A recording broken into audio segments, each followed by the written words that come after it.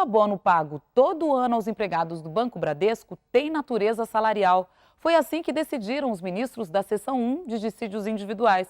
Acompanhe a reportagem. O salário é a retribuição do patrão pelo trabalho do empregado. Acertado ainda no momento da contratação, pode ser pago pelo tempo à disposição do empregador, por tarefa ou ainda por produção. Por lei, além das parcelas acertadas em contrato, fazem parte do salário também as gorjetas, comissões, gratificações, percentagens, diárias e abonos. E não só em dinheiro, também tem natureza salarial a alimentação, habitação e vestuário que sempre forem fornecidas pelo empregador. Tudo aquilo que está no acordo, que é o contrato de trabalho, tudo que é a origem daquilo e é comum, é salário. Não tem natureza salarial aquilo que tem natureza indenizatória. Em Sergipe, os funcionários do Banco Bradesco recebiam um abono uma vez ao ano, como forma de compensar a falta de reajuste salarial. A parcela foi acertada entre o sindicato da categoria e o banco. Os funcionários então recorreram à Justiça do Trabalho, pedindo que o abono fosse incorporado ao salário. No TST, o pedido dos trabalhadores foi aceito, mas o banco questionou a decisão e o caso chegou à subseção 1, especializadas em dissídios individuais, onde a maioria dos ministros acompanhou o voto do relator, ministro Aloísio Corrêa da Veiga, e manteve a decisão que incorporou o abono ao salário dos bancários. A norma coletiva que instituiu o abono o fez claramente com a finalidade de substituir reajustes salariais. Por essa razão que eu mantenho meu voto. Agora, acompanhe o julgamento do caso. Senhor presidente, trata-se de abono único, natureza salarial mantida pela colenda turma, integração da parcela reconhecida pela turma, previsão em norma coletiva de pagamento de abono com o fim de substituir reajustes salariais. Esse é o tema. E não há, naturalmente, dissenso jurisprudencial específico, de modo que possa dar conhecimento aos embargos. Por isso que não conheço. Doutor Vitor, tem a palavra. É que a folha 770, 771, uma multiplicidade de arestos paradigmas que são a prevalência do instrumento coletivo no ponto em que exclui a natureza salarial da parcela questionada.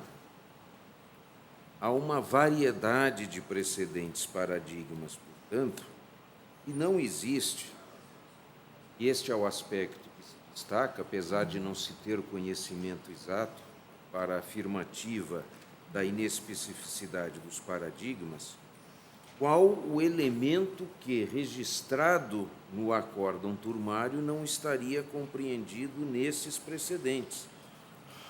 O respeitável acórdão turmário, ele conhece do recurso de revista do Sindicato Obreiro, calcado na vulneração do artigo 457 do TST, da CLT. E, por via de consequência, afirma a tese jurídica quanto ao reajuste salarial, quanto à natureza salarial da verba. E os arestos paradigmas, a partir da premissa inquestionada e incontroversa de disciplina através de diploma normativo, infirmam a incidência desse preceito legal, razão pela qual o conflito jurisprudencial é específico. Ministro relator. Pois não, senhor presidente. Na realidade, eu vou me ater tão somente à questão do conhecimento, na medida em que, nas razões dos embargos, o banco alega que os próprios instrumentos coletivos que fixam o pagamento da parcela abono excluem o caráter salarial respectivo. Essa é a alegação do banco. Se depreende da venhante decisão que levou em consideração o posicionamento do egrégio TRT, que entendeu que o abono único tem natureza salarial, porque substituiu os reajustes salariais postulados pelo sindicato representativo da categoria. E a decisão observou ainda a habitualidade com que eram pagos os abonos, em face do elemento temporal, já que a parcela foi paga em um dos meses dos anos de vigência das convenções, 95, 96, 97, 98, 2001, 2002, 2003, 2004, 2005, 2006, o que determinou a conclusão e o entendimento de que a parcela era paga em verdadeiro reajuste salarial, concedido em um único mês. A pretensão da reclamada em demonstrar a divergência para que dê trânsito aos embargos, me parece que traz especificidade, posto o arsenal de divergências. Mas o primeiro aresto de folhas 7 e 68 da SDI trata genericamente da matéria, levando em consideração o prestígio à negociação coletiva. Nesse mesmo sentido, o segundo aresto, também oriundo da SDI, que determina que condições de trabalho e de salário ajustados em negociação coletiva devem ser prestigiadas. Não há, para mim, conflito jurisprudencial na medida que tais arestos não examinam a questão relacionada aos abonos pagos, cuja finalidade foi colocada na norma coletiva de substituir reajustes salariais. Arranjar um específico nesse sentido vai ser difícil, né? Mas, tudo bem. Por sua vez, os demais arestos relacionados a folhas 770 e 771, que tratam da previsão de não integração aos salários de abonos por disposição normativa extensiva à complementação de aposentadoria, não demonstram conflito jurisprudencial, porque nenhum deles examina a matéria idêntica, em que a turma ressalta que a própria norma coletiva determinou o pagamento de abono com o fim de substituir reajustes salariais, o que ocorreu habitualmente em 5 convenções coletivas. É a conclusão da turma. E não se mostram também específicos os arestos que tratam do fato de o abono salarial ter natureza indenizatória, fixada na norma coletiva, quando deles não se depreende o exame do tema sob a premissa fática trazida pela turma de que a norma coletiva que instituiu o abono o fez claramente com a finalidade de substituir reajustes salariais.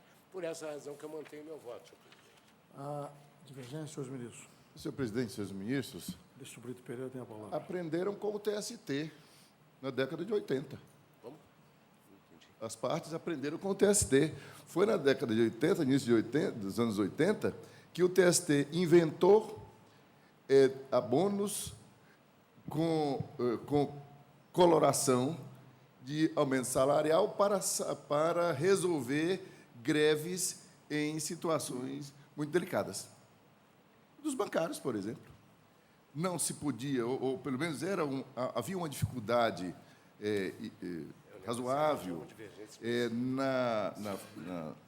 nos reajustes salariais, por conta dos exemplos, dos exemplos ali dos anos 84, 85, 83, 85, 86, e se criou a ideia dos abonos.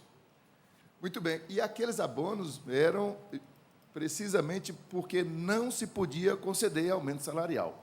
O TRT, aqui no caso da 20ª região, resolveu afirmar que aquilo foi em substituição aos reajustes salariais, o que é, para mim, data vênia, uma opinião solteira e não constitui o fundamento central da questão. Mas esse é um comentário lateral, porque nós precisamos guardar essas memórias, a memória desses comportamentos. E a abono salarial virou mesmo moeda de troca na hora de se administrar no dissídio coletivo o retorno dos empregados ao trabalho. Mas aqui, e faço esse comentário, porque para justificar a minha compreensão em torno da especificidade do segundo aresto de folha 768. Porque, rigorosamente, a matéria está tratada em torno do artigo 7º, 26 da Constituição da República, que aqui não pode ser apreciado. O que pretende a parte o que está fazendo a parte, está defendendo a validade da norma coletiva, que a turma afastou. O que continua fazendo a parte aqui nos embargos, defendendo a validade da norma coletiva, contra a qual não há uma palavra em torno da irregularidade, ou pelo menos da nulidade dessa norma. Não há. Mas como não se pode debater aqui violação à Constituição, lastimavelmente, se traz jurisprudência que, contrariamente ao que concluiu a Egrégia Turma, afastando essa norma por entender que aquilo foi substituição de reajuste salarial, afastou uma norma e não declarou a sua nulidade. Então, se ajustou uma norma válida, fixando a natureza jurídica de um determinado abono, aí a Justiça do Trabalho diz assim, olha, o acordo é bom, mas esse abono é reajuste salarial, logo não é indenizatório. Isso. Mas a norma não é válida. Então, para mim, esse aresto aqui, o segundo aresto, é divergente e eu peço venialmente, ministro relator, para conhecer. Aberta a divergência, tomo votos. Ministra Rosa, um voto, Vossa Excelência. Senhor presidente, eu, com todo respeito à divergência, eu estou acompanhando em gênero, número e grau o voto do eminente relator, que diz com o conhecimento do recurso de embargos. E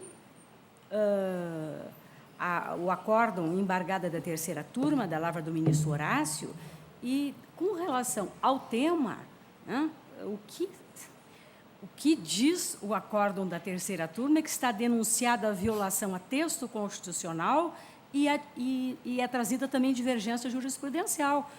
E o que registra o acórdão? Que a constatação de violação destes preceitos constitucionais, inclusive do 7º 26, do 8º 3º da Lei Maior, 113 e 114 do Código Civil, demanda reexame das invocadas normas coletivas, pelo que aplicável o óbice da súmula 126. E quanto aos arestos, o que diz a terceira turma é que eram inservíveis, um por ser oriundo de turma do tribunal, e os demais por cuidarem de casos em que o tribunal ACO registrou que havia previsão no próprio acordo coletivo da natureza indenizatória dos abonos, sendo eles devidos apenas aos trabalhadores em atividade. Contudo, na hipótese dos autos, diz o aresto da terceira turma, o TRT não fez qualquer menção a se havia ou não cláusula sobre a natureza do abono único nas normas coletivas. Acompanho o eminente relator. Ministro Pimenta, como voto, Vossa Excelência. Senhor presidente, me parece que o fator determinante do sentido dado ao processo pelo acórdão embargado da terceira turma foi a constatação constante do acórdão regional que este abono tinha, sim, natureza salarial, porque dado em substituição aos reajustes salariais. Esse foi o fator determinante. Me parece, examinando tecnicamente a questão da divergência, que os arestos trazidos como paradigmas não tinham a mesma premissa fática com conclusão jurídica diversa. Então, data vênia, me parece que, nos exatos termos da súmula 296, item 1 desta Corte, as divergências trazidas a cotejo não são realmente específicas. Pedindo vênia à respeitável divergência, eu acompanho o eminente relator. Ministro Milton. Isso, presidente. O que tem se decidido e qual é esse paradigma que foi mencionado é o seguinte: prestigia-se a norma coletiva, salvo se houver uma irregularidade formal ou material. Não se discute o conteúdo da cláusula ou a natureza que se emprestou a determinada cláusula. O que está em jogo é efetivamente o seguinte: a norma coletiva deve ou não deve ser prestigiada. É isso. O paradigma, data vênia, é absolutamente específico, porque ele parte exatamente, não entra em detalhamento, porque isso não interessa a solução. Se eu for procurar em cada cláusula, maiormente em instrumento coletivo, não, porque essa cláusula disse isso, aquela disse outra coisa, eu não vou chegar jamais a uma especificidade. E, repito, o que se está examinando é se a norma coletiva deve ou não deve ser prestigiada. O paradigma fala, tem. E o que fez a decisão embargada? Não, não vale, porque ali se deu uma conotação diferenciada, ao invés de salário, deu abono para compensar, mas não é isso que está em discussão. O núcleo da discussão é essa. Vale ou não vale a norma coletiva, independentemente das incursões. Peço Vênia acompanhar a divergência. Ministra Cristina. Eu, tendo em vista a matéria, de fato, entendo que a súmula 126 impede de aqui se enquadrar de forma diversa daquela procedida pelos acórdãos recorridos. Por isso que eu não vejo especificidade nos arestos, data vênia da divergência, acompanho o relator. Ministro Renato. Presidente, a dificuldade que eu vejo de ordem técnica, porque, a meu juízo, a turma não emitiu tese nenhuma a respeito de nada. Em relação à alegação de afronta à Constituição e à legislação infraconstitucional, aplicou a súmula 126 e entendeu que a jurisprudência era inespecífica. Então, a dificuldade que eu vejo é que eu não encontro tese no acórdão da turma que possa ser confrontada. Então, eu peço a vênia de divergência, acompanhe o relator. Senhor presidente. Essa turma deu provimento, ministro Renato, deu provimento ao recurso, emprestando natureza salarial ao abono. Então, emitiu tese. O que me parece, data vênia, é que a divergência efetivamente é inespecífica, porque não trata precisamente da situação abordada no acórdão turmário. Eu peço vênia divergência para acompanhar o voto do ministro relator. Proclamo que, por maioria de votos, não se conheceu os embargos. E veja no próximo bloco. Usina siderúrgica indeniza engenheiro em 500 salários mínimos. Supervisora de call center rebaixada de cargo ganha indenização. Empregado demitido por causa de caixa aberta de cotonete tem vitória na justiça. E na matéria especial, saiba como e quando a empresa pode monitorar a correspondência do funcionário. Tudo isso em 1 minuto.